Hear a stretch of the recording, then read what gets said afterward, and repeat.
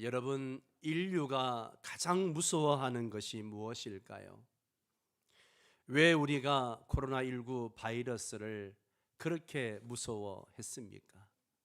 여러분, 암에 걸리면 그 암을 왜 그렇게 무서워합니까?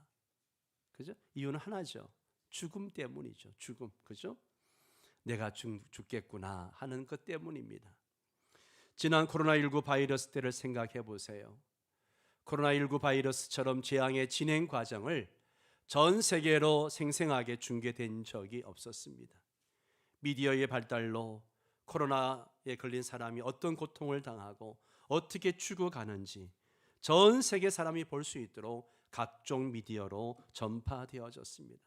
실제로 얼마나 많은 사람들이 죽고 시신을 처리할 수 없어서 한꺼번에 묻고 하는 장면도 우리가 보았습니다. 반대로 코로나 백신과 치료제가 개발되었을 때를 또 생각해 보세요. 사람들이 난리가 났었습니다. 천문학적인 돈을 들고 가서 백신을 구매합니다. 살 수 있게 되었다는 소망 때문에 그런 거죠. 그러다 보니 가짜 백신도 판을 쳤습니다. 온 세계가 난리가 아니었습니다. 그런데 여러분, 이보다 더 놀랍고 감동적인 일이 있습니다.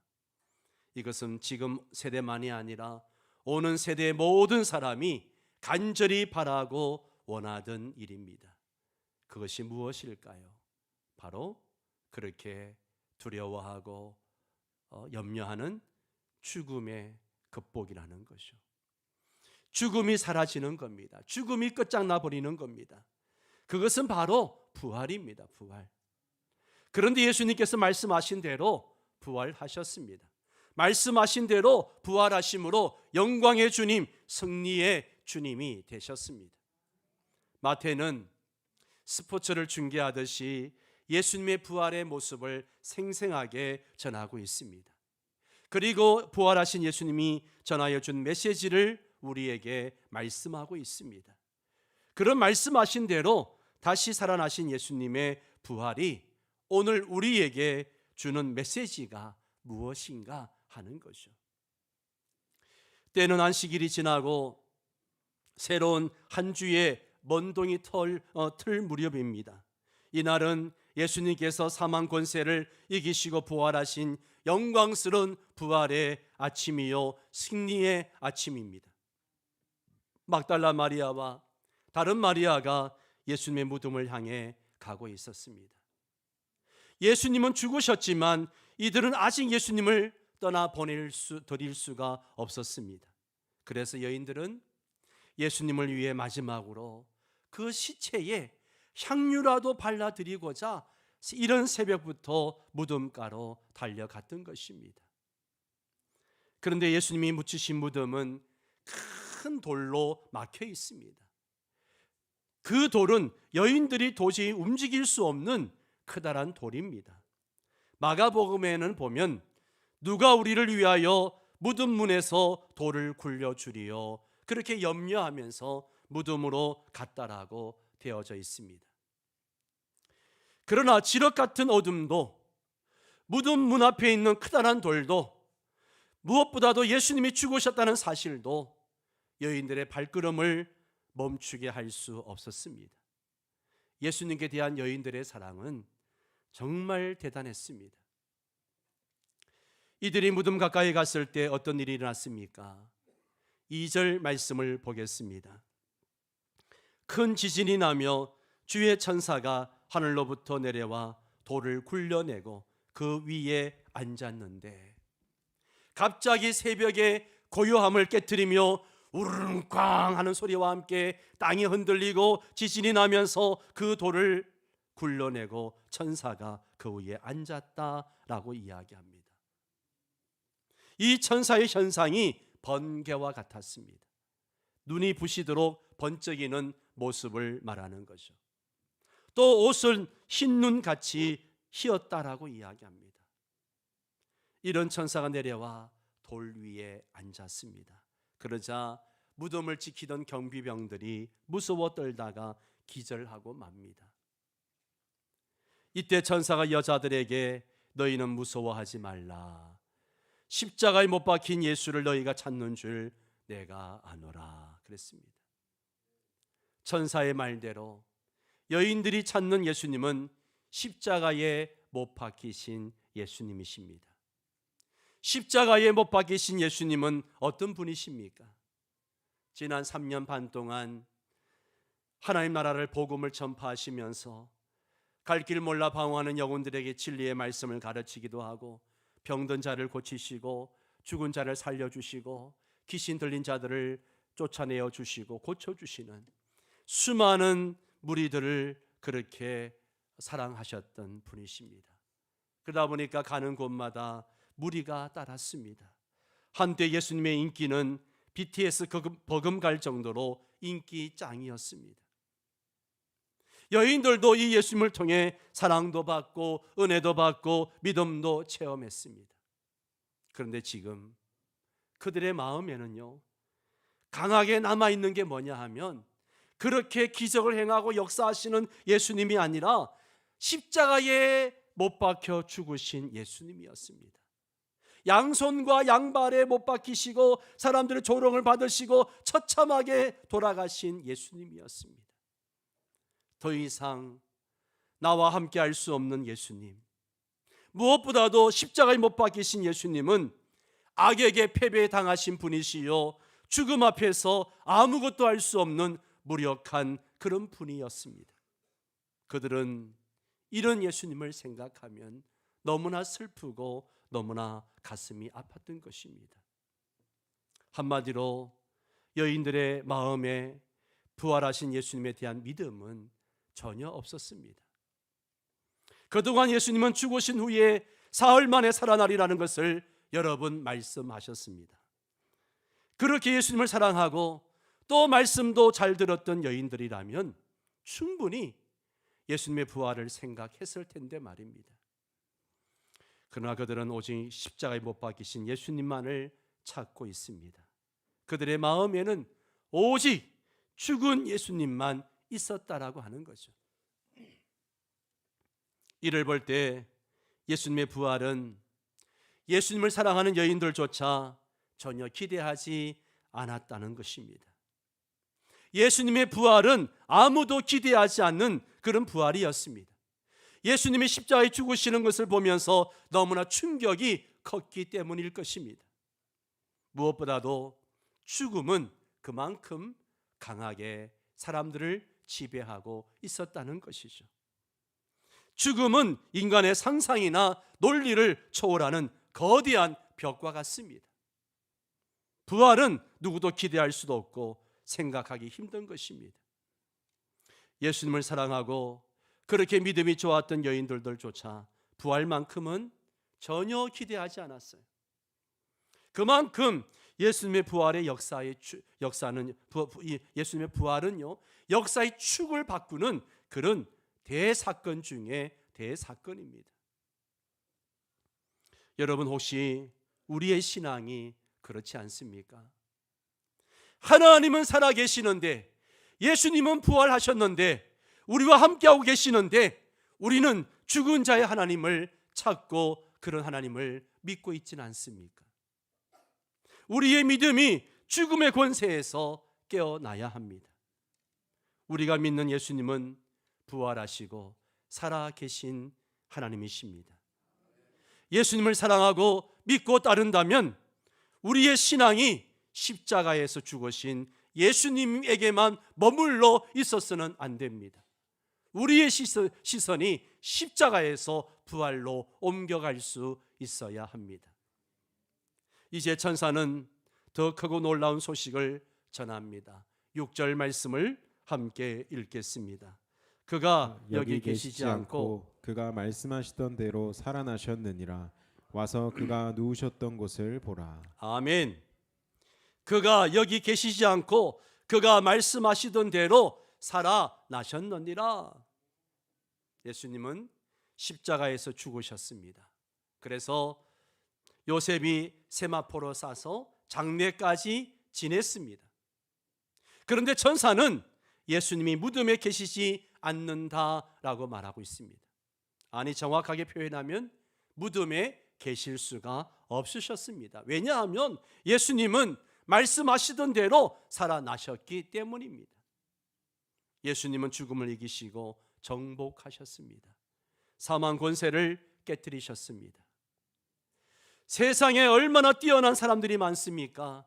대단한 영웅들, 능력자들이 얼마나 많습니까? 그러나 그 누구도 죽음을 이기지 못했습니다. 죽음 앞에 속절없이 무너지고 그 삶을 끝마쳤습니다. 위대한 영웅의 무덤에는 비석만 세워져 있을 뿐입니다. 그의 출생과 사망만 기록되어져 있을 뿐입니다. 죽음은 한 사람도 예외 없이 다 데려갔습니다. 그래서 죽음은 무서운 겁니다. 그런데 죽음이 더 무서운 것은요, 죽음은 죽은 자들에게만 해당되는 문제가 아니기 때문입니다. 우리는 흔히 죽음은 죽은 자의 문제라고만 생각합니다. 그러나 실제로 죽음이 무서운 것은 그 죽음이 산 자들에게까지 그 능력을, 그 힘을 행사하기 때문입니다. 즉 죽음은 산자까지 두려움에 떨게 만들고 죽게 합니다. 오늘을 살아가는 우리 마음 한구석에도 이 죽음이 자리를 잡고 있습니다. 그러나 예수님께서 부활하셨습니다. 천사는 여인들에게 와서 그가 누우셨던 것을 보라 라고 이야기합니다. 와서 보라, 그가 누우셨던 것을 보라.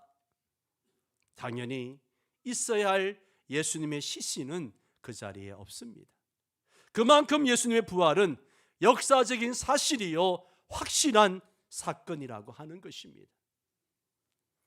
예수님께서 죽음을 이기셨습니다. 말씀하시던 대로 다시 살아나셨습니다. 오직 예수님만이 이 일을 이루셨습니다. 그런데 여러분, 이것은 시작에 불과한 거예요. 사도 바울은 예수님께서 죽은 자 가운데서 다시 살아나 잠자는 자들의 첫 열매가 되셨다라고 말하고 있습니다.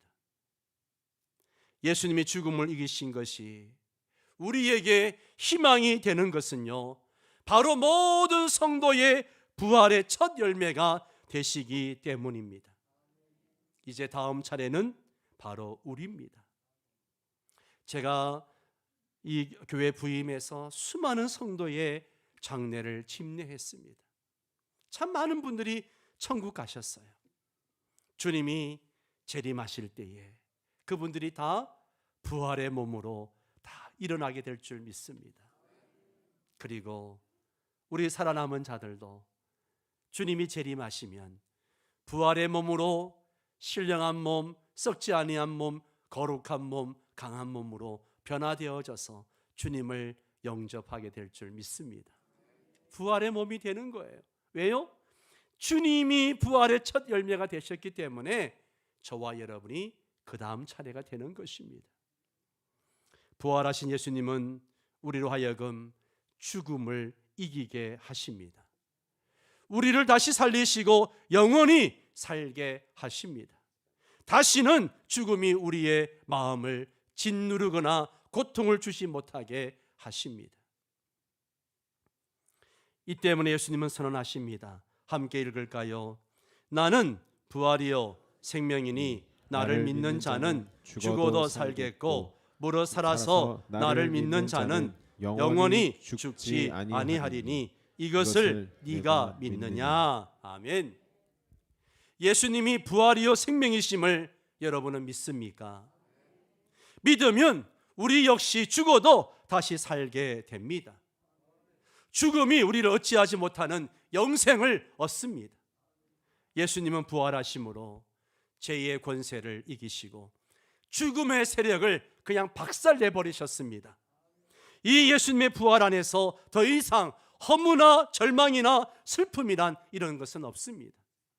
더 이상 이래도 한 세상 저래도 한 세상이 아니라는 거예요. 예수님의 부활은 우리에게 살아가야 할 분명한 이유와 가치를 알게 해줍니다. 예수님의 부활은 우리의 삶이 헛된 것이 아니라 모든 사람은 이제 하나님께로 회복되어 생명이 가득한 하나님 나라의 축복을 누리게 될 것을 분명하게 말해주고 있습니다. 부활의 은혜는 성경책 속에나 있는 게 아니라는 거예요. 분명히 우리 삶에 주시는 놀라운 축복입니다. 창조일의 죽음은 모든 인류에게 그동안 확실하게 맹위를 떨쳤습니다. 그래서 그럴까요? 부활은 그냥 저 멀리 남의 이야기처럼 그렇게 생각을 합니다. 그러나 예수님은 그가 말씀하신 대로 다시 살아나셨습니다. 즉 예수님의 부활은 죽은 자가 다시 살아났다는 것을 확실하게 보여주셨습니다. 예수님의 부활은 눈에 보이는 것이 전부가 아니라는 것을 말해줍니다. 부활은 우리를 새로운 세계로 인도합니다. 부활의 렌즈로 우리가 세상을 보면요, 모든 것이 달라 보입니다. 달라 보여요. 절망 가운데 있다가도 부활의 렌즈로 세상을 보면 소망이 생깁니다. 사람들은 예수 믿는 것을 어리석다라고 생각합니다. 더욱이 사람들은 예수를 믿어도 그냥 적당히 믿지 않고 말씀대로 살겠다라고 생각하면 더 바보 같다라고 말합니다.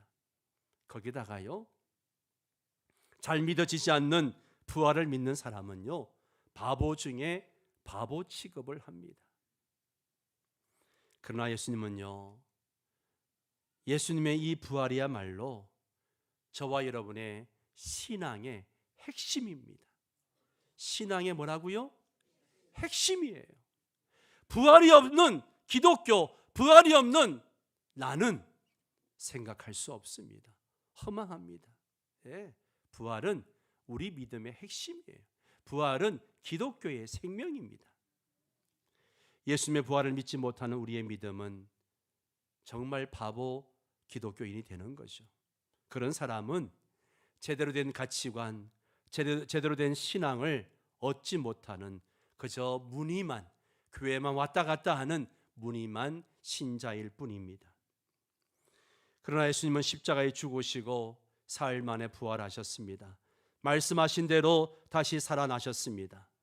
우리의 신앙이 십자가와 부활 위에 굳게 세워지기를 바랍니다. 진정한 기독교인, 참된 믿음의 사람이 되기를 축원합니다.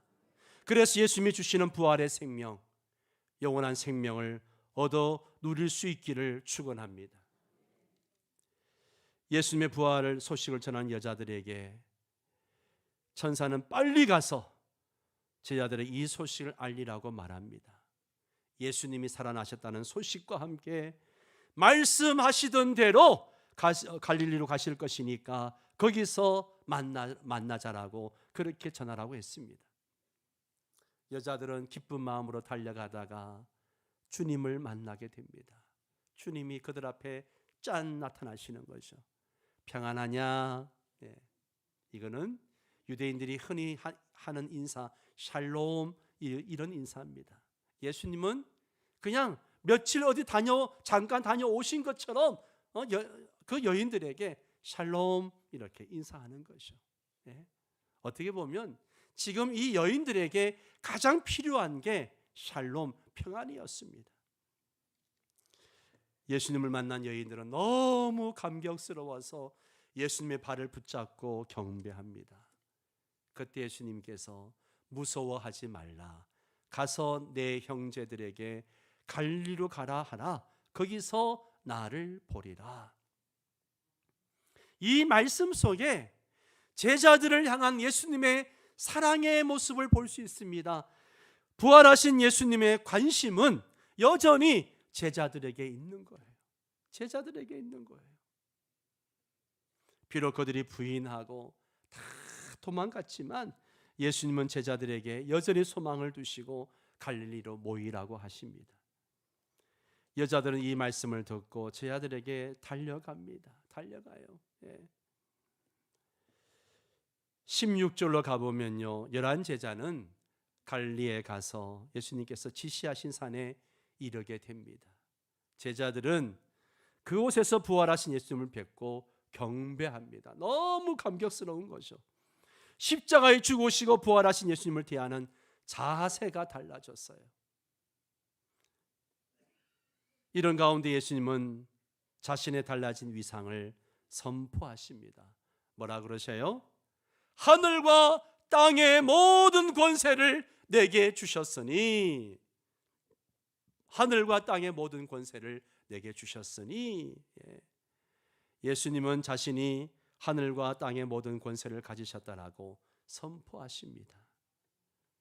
이 예수님께서 자신을 경배하는 제 아들이 주시는 명령이 있죠.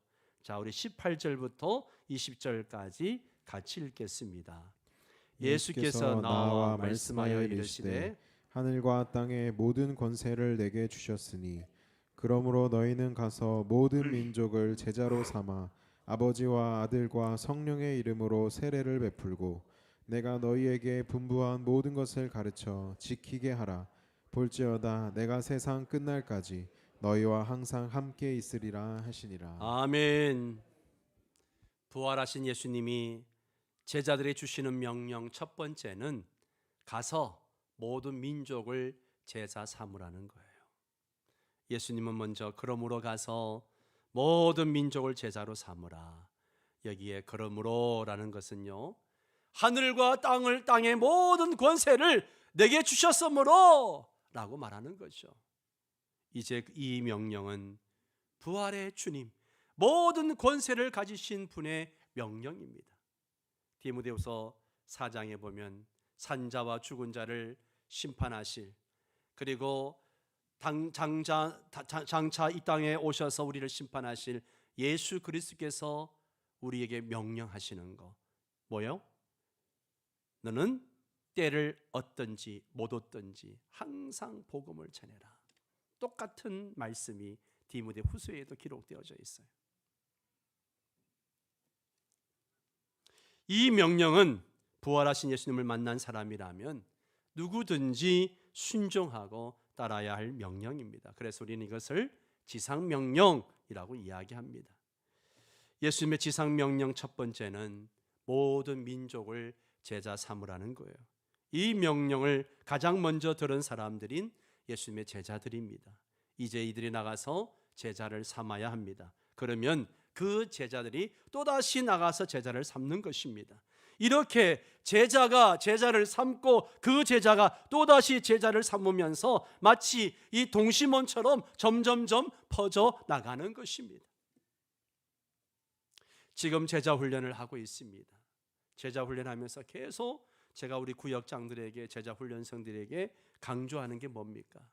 여러분들이 이제 이 교제를 가지고 다른 사람들을 1대1로 양육하셔야 됩니다. 그렇게 이야기합니다. 여러분, 언제까지 교육자들이 제자 훈련을 해 나갈 수 없습니다. 나갈 수 없어요. 여러분들이 하셔야 됩니다. 그런 점에서 우리도 당연히 가서 제자를 삼아야 됩니다. 그런데 자칫하면 이 명령을 무조건 제자 삼으라는 것만 생각할 수 있습니다. 실제로 이 명령에 따라서 우리는 제자 훈련이라는 표현을 많이 사용합니다. 그런데 유대적 배경에서 누군가를 제자로 삼는 것은 그렇게 단순하지 않습니다. 누군가를 제자 삼으려면 제자를 가르치고 인도할 만한 인격과 실력이 있어야 합니다. 그런 점에서 제자 삼으라는 것은 먼저 제자가 되라는 그런 뜻이 담겨 있는 것입니다. 내가 먼저 실력과 인격을 갖춘 제자다운 제자가 될 때 우리가 다른 제자를 삼을 수 있습니다. 마태복음에 보면 예수님께서 제자들을 부르시고 난 다음에 마태복음 5장에서 7장까지 산상수훈의 말씀을 전하십니다. 왜일까요? 예수님의 제자라면, 하나님의 자녀라면 먼저 이런 삶을 살아야 한다는 것입니다. 그래야 다른 사람을 가르칠 수 있기 때문입니다. 그런 점에서 우리가 먼저 인격과 실력 면에서 성장해야 합니다. 그래서 가서 제자 삼는 자들이 될 수 있기를 바랍니다. 두 번째는 아버지와 아들과 성령의 이름으로 세례를 베풀어라. 이게 두 번째 명령이에요. 하나님의 형상으로 지음받은 사람은 하나님과 함께 거할 수 있는 그런 상태로 되돌려져야 됩니다. 되돌려져야 돼요. 이를 위해서는 죄 문제가 해결되어져야 합니다. 예수님은 이 죄 문제를 해결해 주시기 위해서 오셨습니다. 또 성령님은 이를 도우십니다. 우리로 하여금 죄를 깨닫게 하시고 예수를 구주로 영접토록 도와주십니다. 즉 삼위일체 하나님이 함께 하십니다. 세례는 본래 유대인들의 정결 예식이었습니다. 하나님 나라에 들어가려면 먼저 자신을 정결케 하는 것이 필요했습니다. 그러나 우리의 세례는 정결 의식이 아니라 예수님과의 연합하는 것입니다. 자신의 죄를 깨닫고 예수님을 구주로 영접한 것으로 그것을 공적으로 밝히는 것이 오늘날의 세례입니다. 즉 우리는 우리의 죄를 씻음받고 예수님과 연합하는 것으로 생각하고 세례를 받는 것이죠. 그런 점에서 세례를 주라는 것은 예수님과 연합된 새로운 존재로 출발하게 하라는 것입니다. 그래서 성부, 성자, 성령님이 함께 하시는 하나님 나라를 간직한 하나님의 자녀가 되게 하는 것이죠. 마지막으로 세 번째 명령은 모든 것을 가르쳐 지키게 하라는 것입니다. 20절을 함께 읽겠습니다. 내가 너희에게 분부한 모든 것을 가르쳐 지키게 하라. 볼지어다 내가 세상 끝날까지 너희와 항상 함께 있으리라 하시니라. 아멘. 가서 제자 잡는 것도 어려운 일이요, 또 세례를 베푸는 것도 어려운 일이지만 더 나아가서 어려운 게 뭔가 하면 복음을 가르쳐서 그들로 거듭나게 하고 그리고 그 모든 것들을 가르친 것들을 끝까지 지킬 수 있도록 하라는 거예요. 여러분, 이것은요 한마디로 그냥 가르치기만 하면 되는 게 아니고요, 성장해서 항목하기까지 도우라는 거예요. 이렇게 도우려면 한두 번 가르쳐서는 안 됩니다. 또 가르치기만 해서도 안 되고 삶으로 보여줘야 됩니다. 예수님이 그렇게 하셨거든요. 예수님이 제자들에게 그렇게 하셨어요. 우리가 이렇게 하는 거 결코 쉽지 않습니다. 그래서 예수님은 약속하시는 거죠. 내가 세상 끝날까지 너희와 항상 함께 있으리라. 이 힘든 일을 나 홀로 하는 것이 아닙니다. 예수님이 함께 하시면서 이 일을 도우십니다. 우리는 나와 항상 함께 하시는 예수님을 믿고 가서 제자를 삼는 거죠. 이것이 주님이 오시기까지 우리의 사명입니다. 결론적으로 예수님은 말씀하신 대로 부활하셨습니다. 그가 여기 계시지 않고 그가 말씀하시던 대로 살아나셨느니라. 예수님은 죽음을 이기신 승리의 주, 영광의 주가 되셨습니다. 죽음이 정복된 새로운 세상을 여셨습니다. 예수님의 부활은 새로운 시작이요 출발입니다. 더 이상 죽음이 주는 허무와 슬픔과 절망이 우리를 지배하지 못합니다. 우리는 부활하신 예수님 안에서 영원한 생명을 소망하며 살게 되었습니다. 무엇보다 이 소망을 가진 우리에게 삶의 분명한 방향이 생겼습니다. 그것은 가서 모든 민족을 제자 삼으라는 부활하신 주님의 지상 명령에 순종하는 것입니다. 그러므로 너희는 가서 모든 민족을 제자로 삼아 아버지와 아들과 성령의 이름으로 세례를 주고 내가 너희에게 분부한 모든 것을 가르쳐 지키게 하라. 볼지어다 내가 세상 끝날까지 너희와 항상 함께 있으리라. 주님의 명령입니다.